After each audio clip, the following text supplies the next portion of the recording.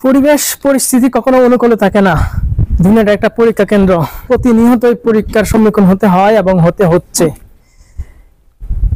পরিবার কেন্দ্রিক, সমাজ কেন্দ্রিক, যাই বলেন, একটা পরিবেশে গড়ে ওঠা, অন্য একটা পরিবেশে নিজের গণ্ডি পার হয়ে কিছু করাটা সহজ না।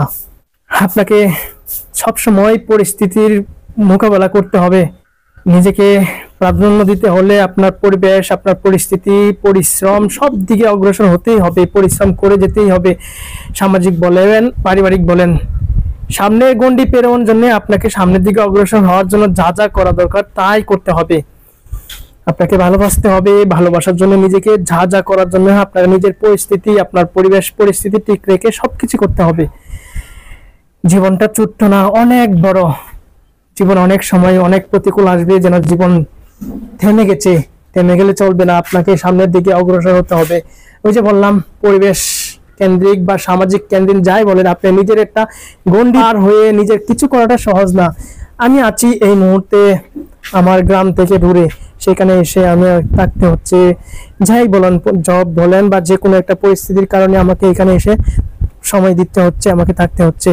পরিবেশ প্রতিকূল অনুকূলের বাইরে এসে নিজেকে বসবাস করতে হচ্ছে। এই যে আপনার ফেলে আসা জীবন, আপনার গ্রাম, আপনার পরিবেশ সবকিছু রেখে একটা পরিবেশে আরেকটা পরিবেশে থাকা, সময় দেওয়া, আপনাকে গড়ে তোলা, এটা মোটেও সহজ না।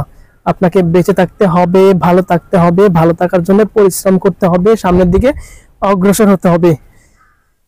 তো আমি এই মেসেজটাই দিতে চাচ্ছি সকলকে, যেখানেই থাকুন, যে পরিবেশেই থাকুন, সাফল্য হওয়ার জন্য যা যা করার দরকার, পরিশ্রম করার জন্য দরকার, সেই পরিবেশ পরিস্থিতি যেখানেই থাকুন না কেন আপনাকে বেছে নিতে হবে। আপনাকে কিভাবে ভালো থাকতে পারেন, কিভাবে থাকলে আপনি হ্যাপি থাকবেন, ভালো থাকবেন, কিভাবে আপনি সামনের দিকে লাইফটাকে সেটেল করতে পারবেন, নিজেকে অগ্রসর করতে পারবেন, সেই ব্যবস্থাটা কিন্তু আপনাকেই করতে হবে, কেউ করে দিবে না।